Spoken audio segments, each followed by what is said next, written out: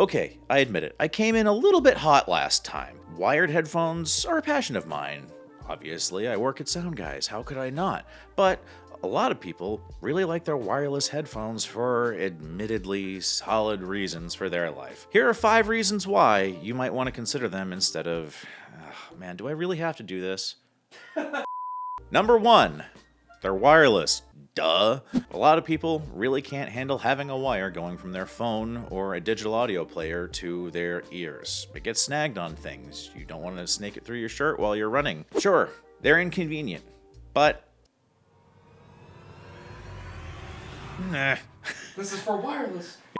So while wireless may not be perfect, it gets you good enough at a more convenient package. And while I don't like making that trade-off, well, the market has decided that most people are. And since 2017, the market has decided that yes, wireless is here to stay. But anybody with actual content creation experience is going to tell you to stay with wired. And to prove it, let's take a video. Hi, Harley. Hi. Okay, Harley, you don't have a choice though, but, you know. Number 2, sound quality is good enough.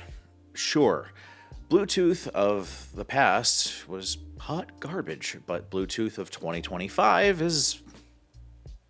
yeah, more than good enough. You get high transfer rates, higher quality codecs, and better compression than we've ever had before, and truth be told, most people can't tell the difference. We knew this was coming, right? Back in the day when we were talking about Opus codecs, MP3, AAC, and all of the ways we could get streaming audio to people, we found that compression does a pretty good job. And the long and short of it is that if you're in a situation where there's a lot of outside noise, chances are you're not going to really care so much whether that recording is pristine and perfect, because it's just gonna be masked a little bit anyway. And to prove this, if you're using Spotify, you already don't care about lossless. Or, you know, if you're listening to an AirPods Max.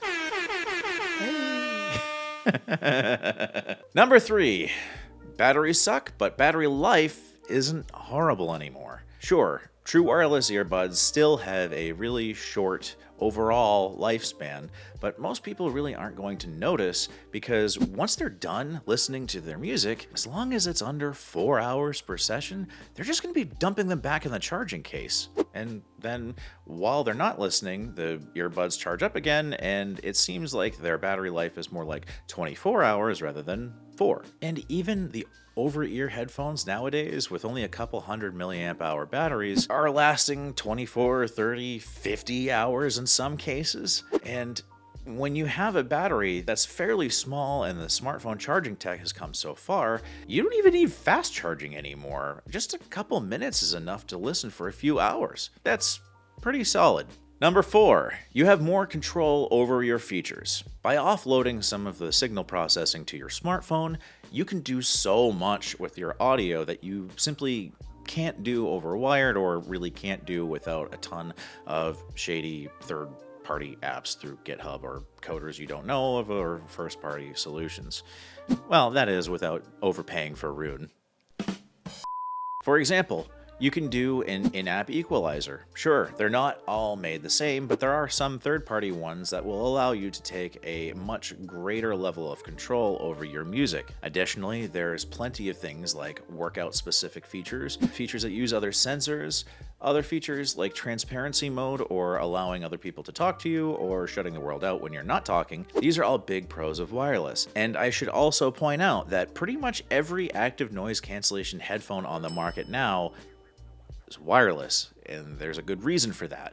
Wireless headphones require their own processing and microphones and battery, so they actually have to take a lot of the job away from the source device and take it on themselves. And once they do that, it's a lot cheaper and more effective to handle that in the headphones themselves, and that's something that wired struggles to do unless it has an external power source. And I don't want to go back to those days where you have AA batteries shoving into the headphones. It's awful. It creates a lot of waste. It sucks. And finally, spatial audio.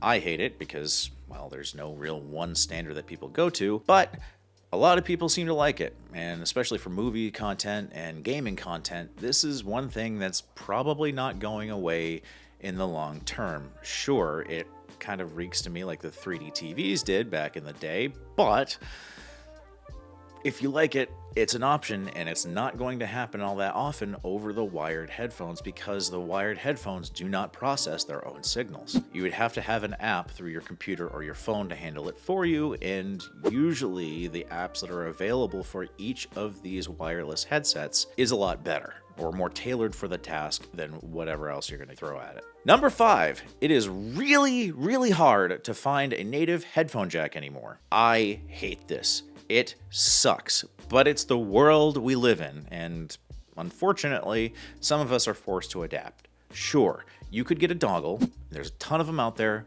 really cheap, but they're also easy to lose. You could also get a dedicated digital audio player, but that's more money that you used to not have to spend. Or you could even go with the USB-C route. Not perfect. It does allow you to listen to lossless audio, but there are so many gripes and troubles with USB-C that it is not as convenient as the actual old headphone jack. It's more fragile.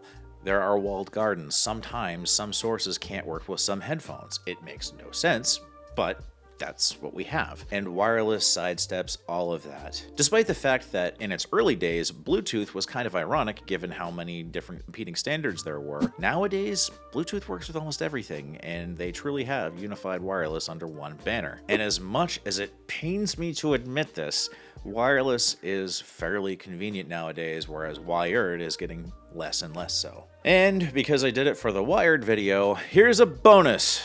Wireless headphones are going to keep up soon. There is a pretty big jump that's going to erase the quality differences between wired and wireless, excepting some connection issues and power, for example. There are a lot of creative and smart people making wireless connections over Wi-Fi now, and you may have heard of the S7 and S7 Pro radios by Qualcomm. These are the first commercially available anyway, music over Wi-Fi radios for things like earbuds and headphones.